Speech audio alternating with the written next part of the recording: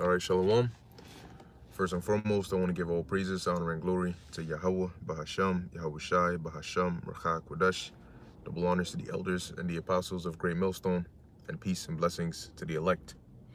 And I was just reading this headline dealing with inflation. They said that inflation rose to about, I think, 7.9% this month of February, right? I think is inflation up to date, something like that. And they said it's the fastest since 1982. And with the whole Russia-Ukraine tensions is causing it to go up even more faster. And there was also a video by Jen Psaki saying that I know that you within the past week, the American people have witnessed a rise in prices and gas prices and so on and so forth. And we basically, like, you have Vladimir Putin to thank for that. But this is why we have to go more energy based, or something along those lines. So now what you're starting to see is this is the reason why there's going to be insurrections and sedition among men, and there's going to be people not regarding their kings nor princes, because sedition is like when you are saying certain things to arise a certain feeling in people, right? A feeling of insurrection, a feeling of overthrowing the authorities. And we're not the only ones, because we teach the scriptures, and we don't tell people to go and take up arms and try to take down this kingdom, but it gets people in the spirit. But when it's gonna get to the point where we're not the only ones that are speaking out against the things and the ways that this society pushes. And you have people that are actually speaking out saying, look, don't listen to what these people are saying. You got to stand up. You got to fight for your country, and so on and so forth. And that's also a form of sedition. Okay? Now, because of things like this that your so-called authorities and government officials are telling you, why would people want to listen to them and follow what they tell you? If they're telling you, well, we see the prices that are going up, but you could just blame Putin. Well, if that's how it worked, then there wouldn't be a problem. See, if I went to the gas station and then I see the prices go up, but then I just start blaming Putin. Putin, you Edomite, you freaking bare-faced ass. Look at what you did. And all of a sudden, the gas prices start going back down, and then I could get my gas. Then that wouldn't be a problem. The problem is, what does blaming Putin do? Okay, you blame Putin. Now what? The prices they're still the way they are. So people are not looking for you to point the finger at somebody. They're looking for solutions. And they're going to realize that, every time these people come to give a press conference or a speech or an announcement, they don't say shit. They don't say anything good for us. They don't tell us solutions. They only give us more problems. All right? And so people eventually going to say, look, you screw you people. We're going to do what we're going to do. Because all they're getting is, that's the title, bad news after bad news after bad news. All right? For us, it's good news, but hey, you could call us misanthropes. So they're saying all these things, and they're not presenting solutions. They asked Biden, so what can be done about these rising prices and stuff? This man stood there and looked at them. Oh, ain't not much we can do now. Blame Putin. I said, and then he walked away. So they're pretty much telling you, look, screw you. Now, the thing with this is that they have the perfect person to point the finger at. Usually they have to, which they did propaganda and so on and so forth, but they have to really set it up to where it can really look, because they got to push hard. Yeah, this guy's doing this, he's doing this, he's doing this. But now, think about it. You got Russia moving all of their sites and everything onto their own Russia zone kind of thing.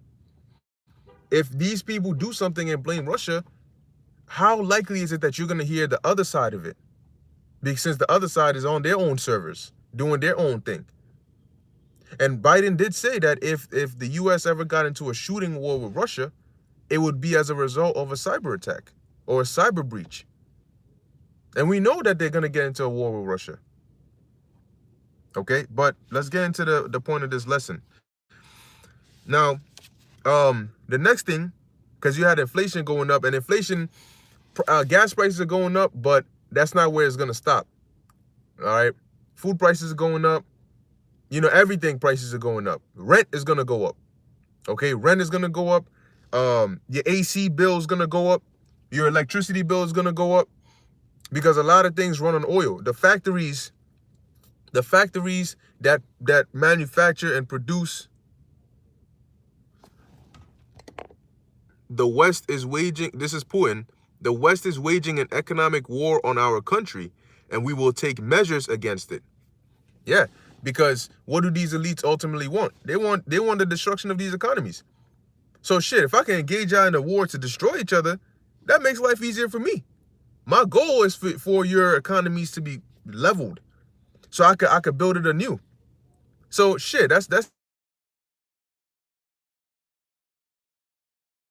where the things are manufactured. They also need oil. You know, they also need oil. The trucks, they need oil to transport things to different to and from factories. Factories need it. So it's not a matter of, oh well, it's just me when I go to fill up my tank, but it's everything. Everything gets affected. The OPEC is saying, look, look, my nigga, we not finna output no more oil to support this void. So U.S. well, you know, we're gonna start sweet talking Venezuela and try to set up, and that's why they're trying to get back on this Iran nuclear deal so that they can get some oil from Iran. Now, we know that according to prophecy, Ezekiel the 38th chapter, Iran is gonna be with Russia. So, however, even if they try, or even if they're semi-successful in setting up some deal or some agreement with Iran, that's not gonna last long. All right, that's not gonna last long, according to the direction of prophecy. So it's bad news after bad news after bad news. With guest star host Bad News Biden. Okay, and he's here to give you some bad news. So the world is in for a painful hurting. All right, a very painful time, and that's all right. That's all right. Y'all done had this coming for a long time now. Yep, 449 over here. Average is right around 439, and it's continuously rising. And these people they don't have a clue, man. They walk around and live like there's no care in the world. Well, and that's because they're ignorant of the fact. So, Ezekiel chapter 7, verse, let me see, what did I have here? Verse 5. It says, thus saith the Lord God, an evil, and the word evil means a bad time. And this is going to be the worst time the world has ever experienced. Notice I'm saying the world. It's going to be worse in certain places, but the whole world as a whole is going to be going through turmoil like never seen before. You're going to have famines that are more severe in other parts of the world than others. You know, it's just going to be real bad and chaotic. So it says, and mine eyes shall, verse 5, thus saith the Lord God, an evil, and only evil behold is come. You hear that?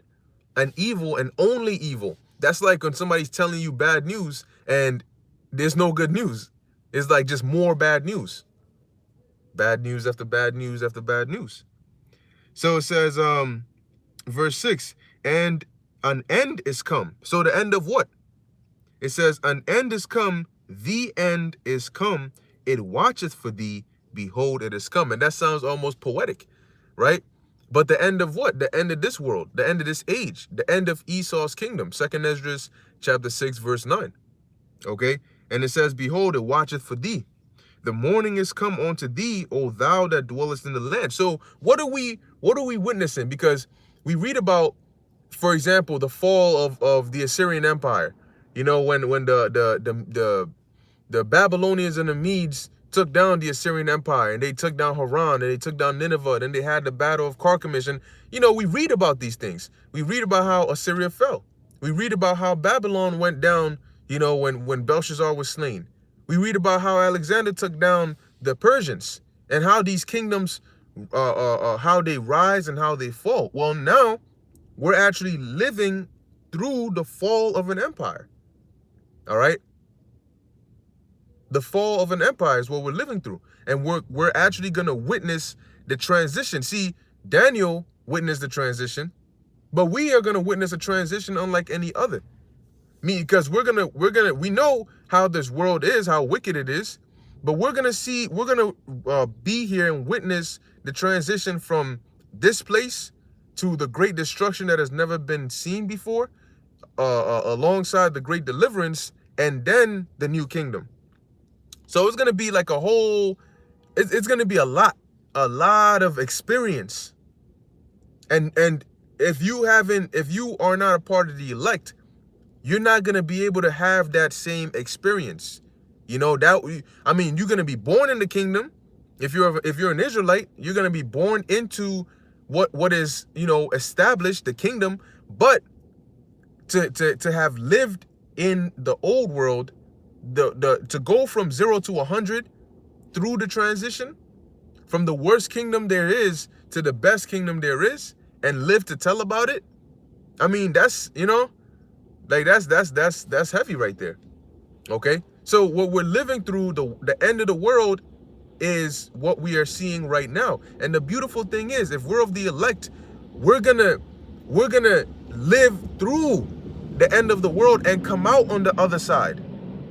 Now, even if you are a martyr, right? Even if you have to die on this side, you're not gonna come back having to be reincarnated. You're gonna be resurrected. You're gonna come back to life, you know, when Yahushua comes back. So you're not gonna have to be reincarnated, wait, you know, a couple generations and come back as a baby. No. So in essence, it'll be like you just took a little rest. And we're gonna, hey, it's gonna be incredible. So let's continue reading Ezekiel 7:7. The morning is come unto thee, O thou that dwellest in the land. The time is come, the day of trouble is near. So what day of trouble is that? The day of Jacob's trouble. The time period in which calamities of unforeseen, unproportional magnitudes are going to be taking place. It says, the time, and not the sounding again of the mountains. Now will I shortly pour out my fury upon thee, and accomplish mine anger upon thee, and I will judge thee according to thy ways, and will recompense thee for all thine abominations. So all the things that have been going on, and the scriptures say, because sentence against an evil work is not executed speedily, therefore the hearts of the sons of men is fully set in them to do evil. So because of that, I believe that's Ecclesiastes 8:11. And because of that, you got a lot of things that are pushed as acceptable in this society, and they're really not acceptable. But they will all be punished, because the sinner will not escape. And that's why you got to repent. So you're not looked at as a sinner ultimately in the eyes of the Lord.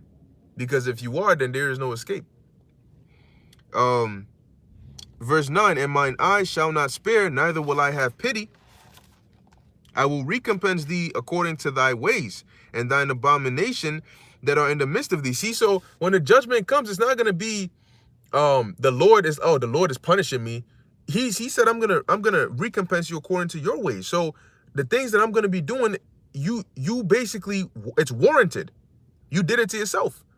So when you were doing this high level of wickedness, you should have thought of the high level consequences. I'm only bringing the consequences that match your actions. See? So it's not like, oh Lord, you're doing too much. No, I'm a righteous judge. I have to judge you according to your abominations.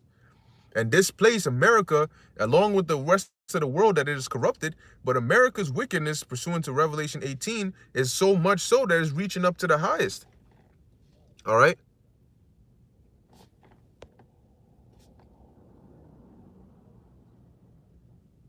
Yeah, exactly. That's what they want to do. They want to use Russia as their scapegoat. And that's what they've set up right now.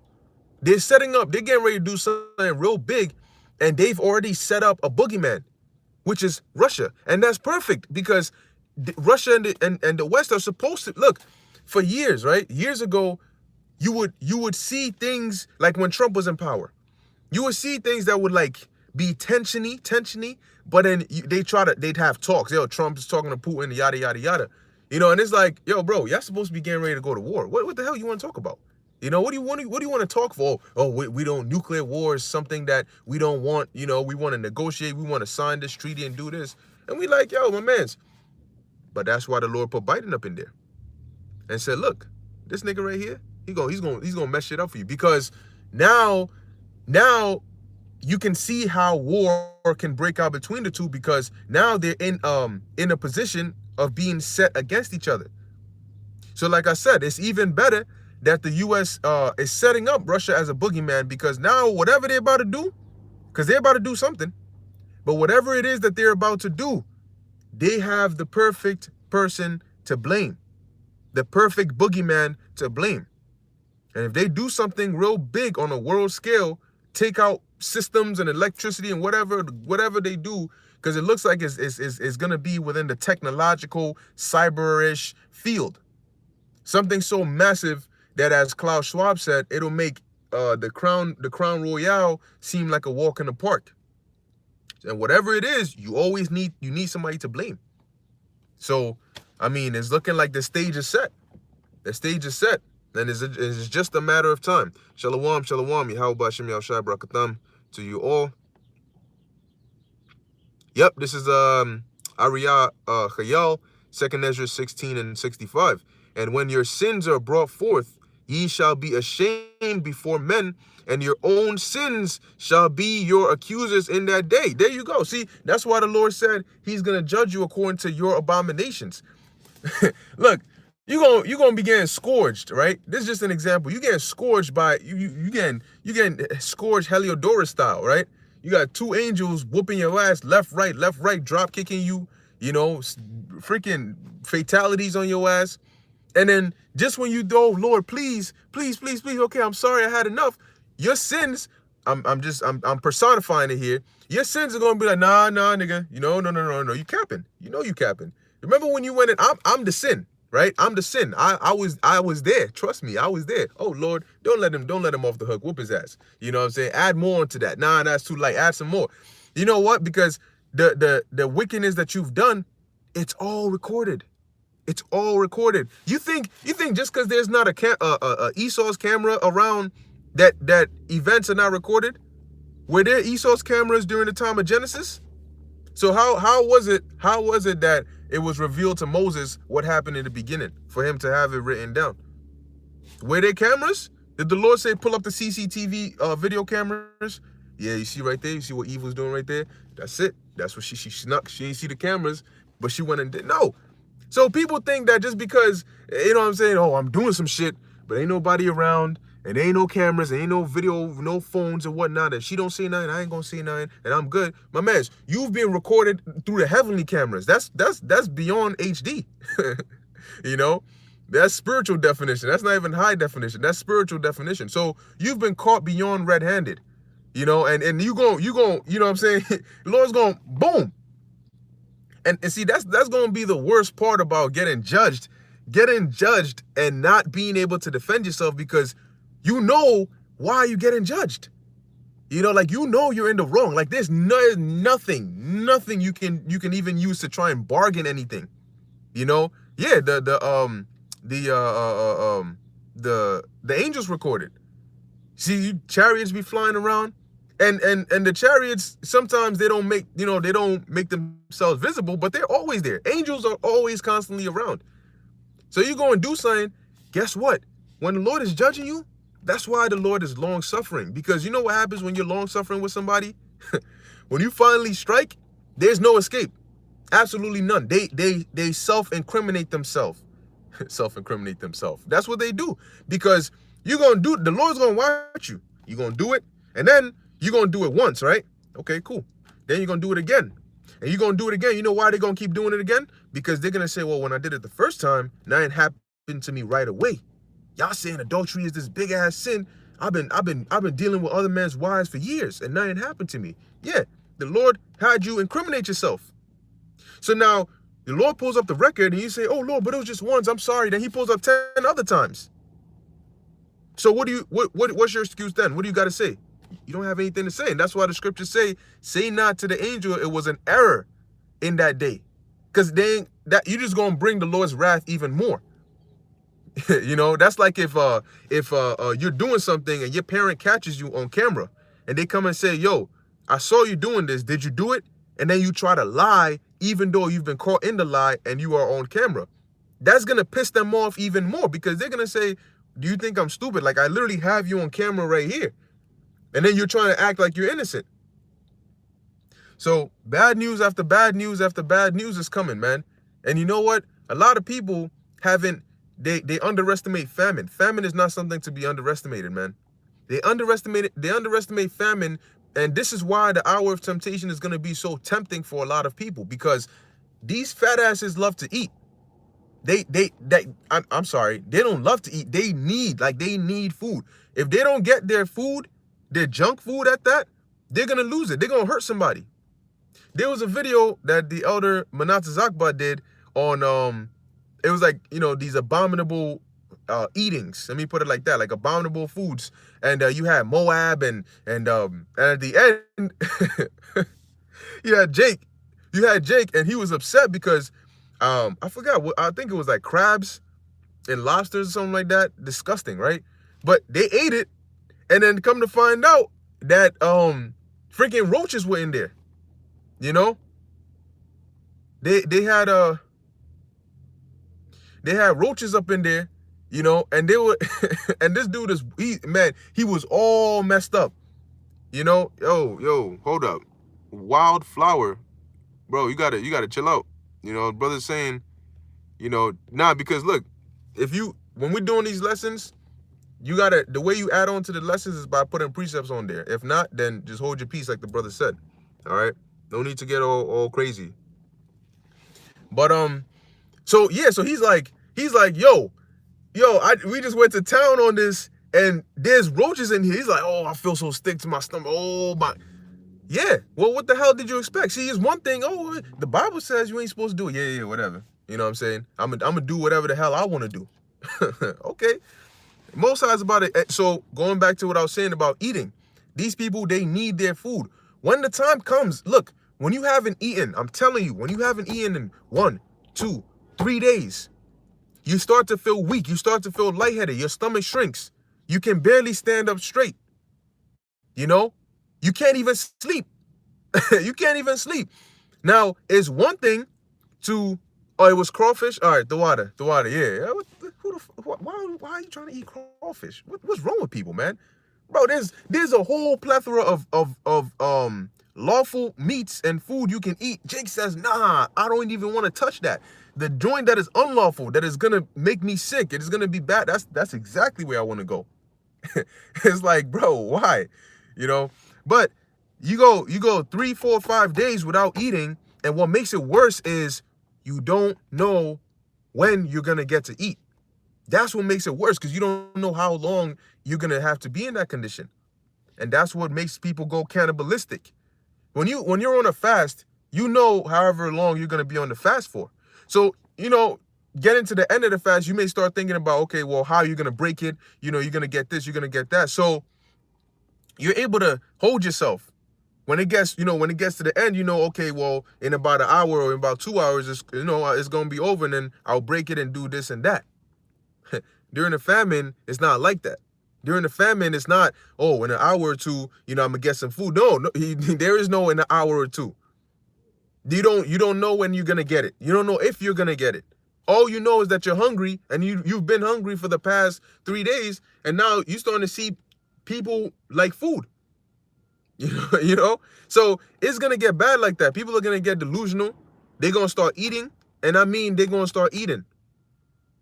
These people don't have self-control. They don't have discipline. So if it comes down to the wire and they got to eat a person, they will eat a person. All right, they will eat a person, and all it takes is 1 or 2 bites, and then they satisfy that hunger, and then they're like, yo, you know what? I don't even taste that bad, whatever, These people are sick like that. You know why? Because they have their bodies are like vessels for demons, and those demons will drive them to do all of these things. Okay, so here it is, you asleep, and then somebody just stabs a fork into your ass, and you're like, what the f is going on? And they just hit you in the back of the head, and then that's it, you food now. Man, yo, these people don't know what reality is. Reality is painful, man. And it's gonna be bad news after bad news after bad news. So like I read in Ezekiel 9 and Ezekiel 7 and 9, and my eyes shall not spare, neither will I have pity. The Most High says he's not gonna have pity.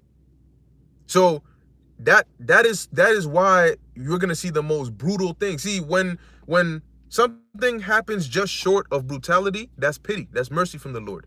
This time he said, I'm not going to have mercy. That's why he said, I'm going to seal and have my elect good before I bring that destruction.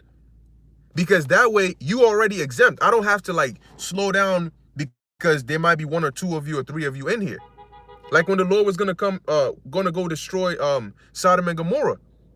And Abraham was pleading with him saying, oh Lord, you wouldn't destroy a city with the just and the unjust in it. So that's why the Lord said, look, what I'm going to do is I'm going to make sure I get all the just. You guys are already good. You marked for exempt from judgment, Ezekiel 9 and 4. Now, when I let these angels loose to go to town on this world and have a field day, they don't got to hold back and, oh, no, they already know who they're not going to touch. Everybody else is fair game. So the Lord said he ain't going to have no pity. And that means exactly that. No pity. So it says, I will recompense thee according to thy ways and thine abominations that are in the midst of thee. You want to know what's an example of pity? An example of pity is the Lord opening up the earth and swallowing up Korah, Dathan, Abiram, and them wicked individuals. An example of pity is the Lord having a plague run through the congregation, but yet him stopping short and not eliminating us all. An example of pity is when the Lord sent a plague during the time of King David, but yet he repented and stopped the angel from just annihilating us all. An example of pity is the fact that we still know we're Israelites after all the things we've gone through. You know how many opportunities the Lord has had to exterminate us? An example of pity is the Lord having Esther and Mordecai triumphant over Haman, because if not, our asses would have been grass. That's pity. So if the Lord says, I ain't going to have pity on you, what do you think that's going to look like? People forget what the term most high means. When you are the most high, that means everything you do is to the highest level there is. So that means mercy, but that also means judgment. Nobody can judge harder than the Lord. Nobody can kill more painfully than the Lord. And nobody can deliver more mercifully than the Lord. So you better take the Lord's word seriously. It says, then thine abominations that are in the midst of thee, and ye shall know that I am the Lord that smiteth. So when all is said and done, you will know that Yahweh, no, it ain't Jesus, it ain't no. You're going to be afraid to even utter those names. The world is going to know who is the author of the destruction that is happening. All right. That's right. This is GMS Yawam, Jeremiah 17 and 10. I, the Lord, search the heart. I try the reins, even to give every man according to his ways and according to the fruit of his doing. Exactly. And that's why we want the ways and the fruit of our doing to be that deliverance. That's why we sow righteousness. We don't sow to the flesh. We sow to the spirit, because we want to reap that immortality. We want to reap that benefit, the fruits of righteousness. That's what we want to reap. So the next precept is here in the book of Isaiah, chapter 47, because now we're in the phase of the downfall of this place, and that's why it's all going to be bad news, because it's all going downhill from here. It's been going downhill to the point where you got people calling the Alex Jones show talking about these bloodthirsty E's. Bloodthirsty, and she didn't sound like a I don't know what she probably could have been an Edomite. Sounded like an Edomite. Could have been Jake. Who knows? But She didn't sound like a regular, like Jake. She sounded like an Edomite. And she came on there and say these bloodthirsty Edomites. I'm like, huh, is that right? So you tell me, if what we're teaching ain't the truth, then the truth, what is the truth? Where is it? Because this thing is not, it's not just catching fire, it's burning through the world. And it's undeniable. When people you can't do anything against this truth before the truth. Rightfully so was that scripture written. Because it's spreading, and it's like it's facts to where people acknowledge. They're like, bloodthirsty Edomites. You know, people are watching, man. What's that? Hebrews, I believe it's Hebrews 12, and around the first few verses, it talks about the cloud of great witnesses. There are a lot of people watching. People that watch secretly that you don't know, people that watch openly. But people, even our enemies, everybody is watching. Okay? And there are ways for them to watch without you knowing. But they're watching. Everybody is watching the prophets of Yahweh Ba'Shem Yahweh Shai, because we are the closest source to finding out what the Lord has planned for this place. Amos 3 and 7. So everybody is watching. They might see, oh, what are you guys talking about? But then they're listening. They're watching. Look that up. He said, what? Type that in. Search that. You know? And then they go and look. Oh, fuck. Damn, these guys are, oh, Lord have mercy. You know? So they look, man, it's going to happen accordingly. And it's going to be it's going to be, we're going to give the Lord the biggest hand, you know, when these things fully come to pass, because it's going to be such a beautiful unfolding of the movie. The way the story, the way the Lord had it all set up, and how it all finishes and how it all ties in. That is a you know how you watch certain TV shows or certain movies, and the story is just so good. You're like, damn, I wouldn't mind being in that story or in that movie. You know, it's such a dope movie. Well, guess what? Our life that we're living in is a movie, and it's the best movie that's ever been out there. And we only get into now we're getting to the climax. So you already know. All right. And if you don't know, now you do. This is Isaiah chapter 47, verse 1. It says, come down and sit in the dust, O virgin daughter of Babylon. Sit on the ground. There is no throne, O daughter of the Chaldeans. And now you're starting to see that this place is starting to go down, and this bitch don't want to sit down. You know? We like sit your, you know when you put your hand on somebody's shoulder, you like pushing them down, like, you better get your ass down here, you know? And she's out here like, nah. And that's why, as the shame of this place is coming out, and they're losing their hedge, their authority, their superiority, they're trying to grab onto everybody else and take them lower. See, if you are up here, right? If you are up here, say you're at the top of the pyramid, and you start going down, the only way you stay at the top is if everybody that's below you goes lower. They go down with you. And that way, no matter how low everybody goes, you're still at the top. But if you falling from the top of the pyramid and everybody else is still there, you the only one going down. And that's this thing. This devil's like, no. I'm not doing that. If I'm going down, everybody's going lower. So that means I'm always on top. But that's not how it's going to go. Because you ain't going to be able to take it Yahweh Ba'Shem Yahweh Shai down. You definitely ain't going to be able to take down the Lord and the angels. And that's the enemy you got to face. So it says here, for thou shalt no more be called tender and delicate. So now the jig is up. You know, we found out that this demon wasn't even a woman. You know what I'm saying? She was a whole dude the whole time. Her dirty, disgusting ass. You know, that's we find out all these nasty ass things about this place. And we like, oh, you know.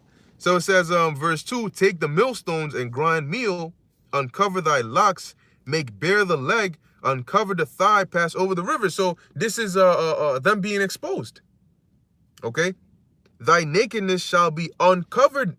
And when your nakedness is uncovered, you what? You get ashamed. You become embarrassed. You're exposed. It says, yea, thy shame shall be seen. I will take vengeance, and I will not meet thee as a man. So their shame is going to be seen. Then the Lord is going to take that vengeance. That's in 2 Thessalonians. Whom the Lord shall destroy with the spirit of his mouth and with the brightness of his coming. And the spirit of his mouth it starts with the scriptures, but it's really, you know, ultimately the men of the Lord, because we are the ones bringing out, you know, we're making public the words in the scriptures. And that is condemning this devil. And then when Yahushua comes back, he's going to physically bring down this beast. And it's going to fall like lightning, just like it said in Isaiah 14. Or I believe it was Yahushua. It's like, I think it was Yahushua who said, I beheld Satan falling as lightning. One of those.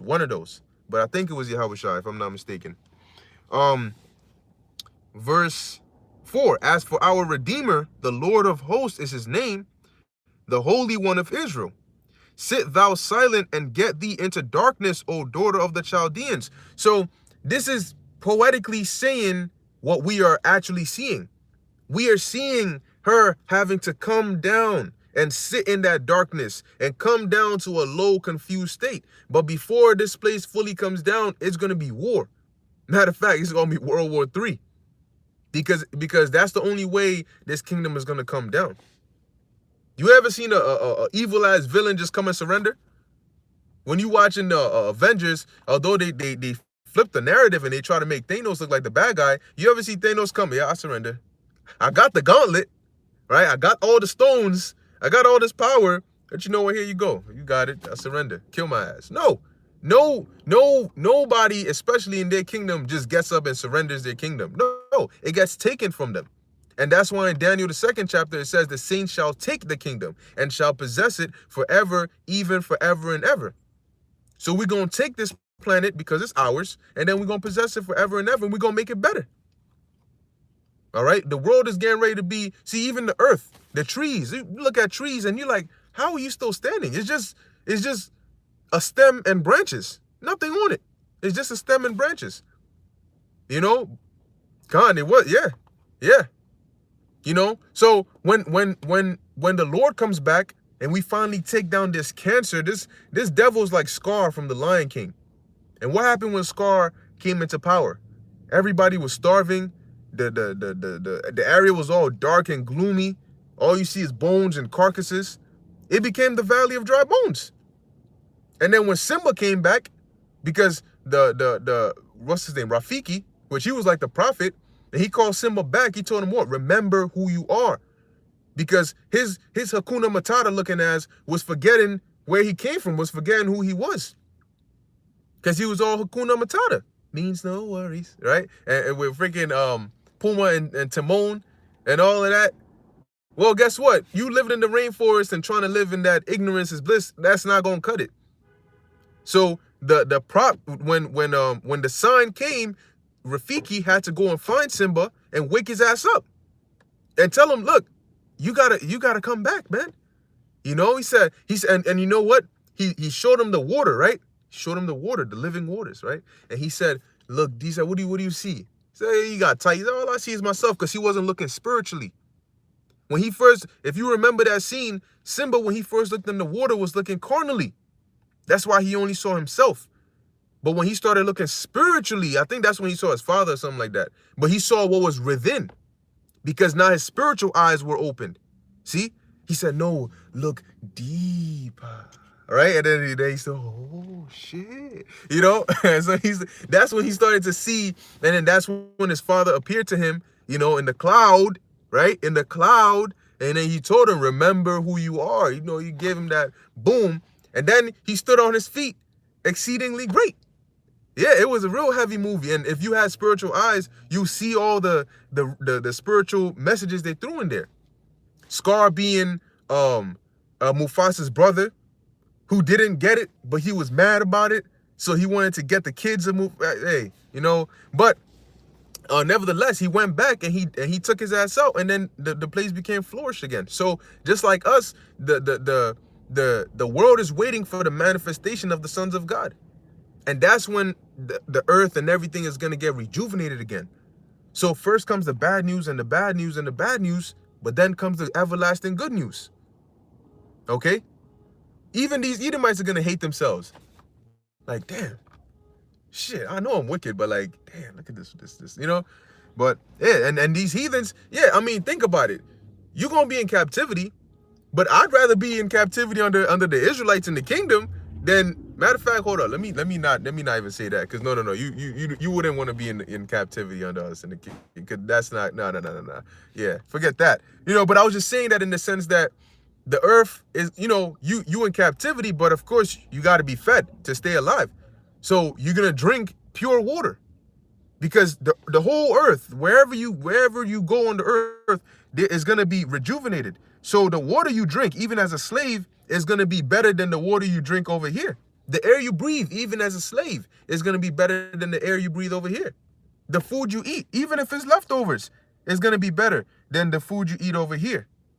See, so you're gonna be getting your ass whipped. You're gonna be having to do a lot of work, but you know what? At least your slave master is not gonna be an Edomite. He's gonna be a god. You're like, I mean, shit. Them whips are heavy, but you know what? Hey, at least it ain't Babylon. So you're gonna have these heathen singing heathen spirituals, whatever they call them. Well, here they call them Negro spirituals. They're gonna be singing them them Edomite, man. It's gonna be one thing, man, but the kingdom is gonna be unimaginable. It's gonna be unimaginable, man. And we get so excited because we're so close. Every step they take is a step closer to prophecy. It's literally all going towards one place. This digital CBDC and all of that is all going to one place. Every step, every legislation, every bill they sign, all the collab is all leading to one place, and we know that because that is their agenda. Continuing in Isaiah chapter 47, verse 5, sit thou silent and get thee into darkness, O daughter of the Chaldeans, for thou shalt no more be called the lady of kingdoms. I was wroth with my people, I have polluted mine inheritance, and given them into thine hand. Thou didst show them no mercy, upon the ancient hast thou very heavily laid thy yoke. And the scriptures say, he that showeth no mercy shall receive no mercy. So when the time of judgment comes, you can expect no mercy, because the judgment is going to start. The Lord is the one who's going to bring that judgment. All right, I'm going to jump down to verse, keep reading, verse 7. And thou saidest, I shall be a lady forever. So a lady is like the head of the, like, if you go to a house and you have like the mistress or the lady of the house, she is like the woman of superior rank above the rest. So Babylon being looked at as the lady of kingdoms, that's why John saw the woman, the whore, she was sitting upon the beast, the scarlet colored beast. Because the woman and the scarlet colored beast with all his heads, they all represent nations and kingdoms, like countries, but one was on top of it all. So that pride is having them say what? Thou didst, and thou saidest, I shall be a lady forever, so that thou didst not lay these things to thy heart. Neither didst remember the latter end of it. And now the latter end is prevalent in their face, and now they have no option but to face reality. And in reality, see, the elites are going to think they got it under control up until a certain point. And then they're going to realize, no, and that's why it says the powers shall stand in fear. Because the so-called rulers of this world, they're not even going to be able to control what is going on. It's going to get out of hand. They messing with CERN. They messing with nuclear missiles. They messing with all these things. What happens when you say, I don't want the button to go off, but then the buttons go off anyway, and the missiles get launched? Yeah. See, that's when the fear comes. And that's why these elites, they know what's about to happen. So they already in their bunkers game. They already got this joint set up. And they want to watch. They want to watch as it all goes down. But what they're not counting on is when the Lord delivers us, and then we come back and find their asses in those bunkers. And that's when, oh no, you're trying to hide and shit. No, you ain't gonna be able to hide. We're gonna be able to just sense out wherever you at. We're gonna be able to sense, boom, he's hiding. He's literally right there. Like Superman is able to look through, what's that, X-ray vision, as they say. He's able to look through walls and materials. We're just gonna be able to know. All right, we're gonna be able to know. So let's go down to verse 8. It says, therefore hear now this, thou that art given to pleasures, that dwellest carelessly, that sayest in thine heart, I am, and none else beside me. I shall not sit as a widow, neither shall I know the loss of children. So they think that they're going to continue. What is that? Their inward thought is that their cities shall continue forever. And that's because of their pride. Every kingdom went down. All the previous kingdoms went down. Even we went down. And we're the Lord's chosen people. And you, the opposer of the Most High, you think you're going to continue forever? Verse 9, but these two things shall come to thee in a moment, in one day, the loss of children and widowhood. They shall come upon thee in their perfection, for the multitude of thy sorceries and for the great abundance of thine enchantments. So that's the thing, in their perfection. So when the scriptures say a time like never before, that's because when you have famines, these famines are going to come in their perfection. When you have pestilence, pestilence is going to come in its perfection. So now you gotta analyze what is famine. Famine is the lack of, you can't access food, right? It's so scarce that you lack it. It's real hard to get it. And in most cases, you won't get it at all, right? So that in its perfection is going to equal a lot of death. That's why 2 Ezra 16 says, for many that dwell on the earth shall perish of famine, and those that escape the hunger shall the sword destroy. So when that comes in its perfection, it's going to kill a lot of people. When the pestilence, what is pestilence? Pestilence, if you look at it in the form of a disease, what do diseases do? They put your body not at ease and oftentimes lead to your sickness or your death. So a minor disease will make you sick. A major disease will kill you. So what about a perfect disease? That'll kill a lot of people. So these plagues are going to come in their perfection. So you may say, well, famines have happened before, but not on this level. Okay? Yeah, we've had different plagues before, but not on this level. Yeah, things have gotten chaotic before, but not on this level. That's the point. Man, my son is giving tickets. Oh, man. Verse 10, it says, for thou hast trusted in thy wickedness. Thou hast said, none seeth me. Thy wisdom and thy knowledge, it hath perverted thee. Because they have knowledge from the left-hand side. They deal with these demons. They perform these seances. So they think that they have everything under control. That nobody can pull a fast one on them. Nobody can do something that they haven't accounted for. But they're starting to find out that it's getting harder and harder to control the narrative. That's why they're going to come down with great wrath. It says here, it hath perverted thee, and thou hast, and that's why it says that what? They search out iniquities, right? They accomplish a diligent search, but they search out iniquities. They have been perverted.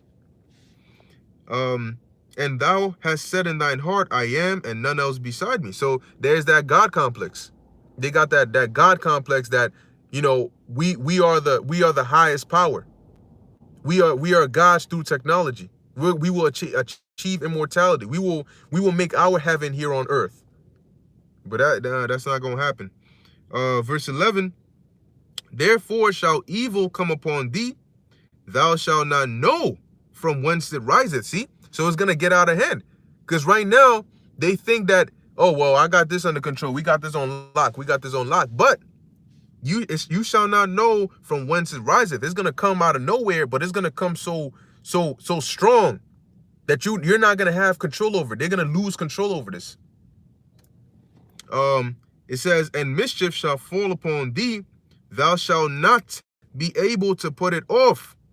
And desolation shall come upon thee suddenly, which thou shalt not know. And that's going to be the story of this place. Just sudden destruction, painful woes that you cannot escape from. Woes that you looking left and right. You're trying to find somewhere to put your head in, but you can't find anywhere. Because the scriptures say that the name of the Lord is a strong tower, the righteous runneth into it and are safe. But if you don't have the name of the Lord, or even if you know the name of the Lord, but if you're not righteous, you ain't gonna be safe. The Lord's gonna get your ass.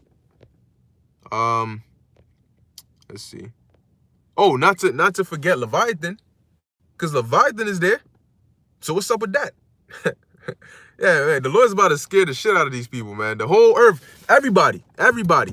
We're gonna see. We about to experience a time that, that's why it's never gonna be forgotten. That's why the Lord said that that this deliverance is gonna triumph that of ancient Egypt because of how bad it's gonna get. That's right. This is Good Soldier 144, James 2 and 13. For he shall have judgment without mercy that have shewed no mercy, and mercy rejoiceth against judgment. Yeah, because they didn't show mercy to us, so why should our power show mercy to them? This is to hear and see, Psalm 84 and 10. Better is one day in your courts than 1,000 elsewhere. I would rather be a doorkeeper in the house of my power than dwell in the tents of the wicked. And that's why the kingdom is going to be so great. That's why we do the things we do for the kingdom. And I mentioned that last night, in the lesson that I did, that when we see the reward that the Lord is going to give us, no amount of works that you've done here is going to make you feel worthy enough. No matter how you could have been out there every day for 18 hours a day. When the Lord blesses us, it doesn't matter how much work you put in. You're still going to feel like, damn, Lord, it wasn't enough. Like, oh my gosh. Because the Lord is doing it out of his love and his mercy towards us. When the dude sees a chick, right? And he has desire onto her, and he goes and makes her his, and he loves her, and he does things for her and takes care of her, he's doing that because of his love for her. That's why if she does something stupid, and he might forgive her, and he's gonna forgive her, not because she did something stupid, because then what should happen if she does something stupid is she should be out of there, but because he loves her. You see, you do certain things for people, most in cases not because of what they've done, but because of the way you feel about them, like a parent and their child. Your relationship with your child is different than your relationship with your friend, because you do things for your child that your child does not warrant. If somebody asks you to do something for them, you kind of think of it in a sense of, depending on who they are, well, why? Why should I do this for you? What am I gaining out of it? But when you do something for someone you love, you're doing it out of your love for them. So you don't think of, oh, give me something back in return. Like if you do something for a brother, you're not thinking, oh, give me something back in return. You're doing it because of your love for them. So it's not of what they do, but it's of how you feel about them. And that's why the Lord is going to deliver us and bless us, because of how he feels about us. He's going to have mercy and compassion on us because of how he feels about us. Not of us, not of how great we are or how wise we are. No, but because of how the Lord feels about his elect. That's all there is to it. And that's why it's the mercy of the Lord. How does the Lord feel about you? That should be something you think about daily. How does the Lord feel about me? And how can I, even if I don't know, how can I do my best to make sure that that's in a positive way? Right? Let's see. I'm going to end it off here. This is Yabachan 12 Ba, Isaiah 14 and 16. It says, they that see thee shall narrowly look upon thee and consider thee, saying, is this the man that made the earth to tremble and did shake kingdoms? And that's because this place is going to go down so hard, and these devils are going to be brought to such a low place that it's going to be unbelievable to look at. Right now, when you go to Africa and you see the ancient Mizraimites, right, and the ancient Ethiopians, and you look at them and you look at the position they're in and the things they're doing, and you narrowly look upon them because you think, you guys were the ancient Egyptians, the pharaohs, and the gold and the statues and all that. You out here freaking jumping in mud huts and having cow piss on you and shit, with big ass plates in your lips and I don't know what, all manner of things. And you like, you guys y'all had us you guys are the Egypt. What? It's almost hard to believe. Well, in the kingdom, imagine that, and Barbara Bryan, I trust me, I ain't no elder. I'm just a brother. I'm a young brother at that. So just call me brother. That's perfectly okay. That's actually more preferable.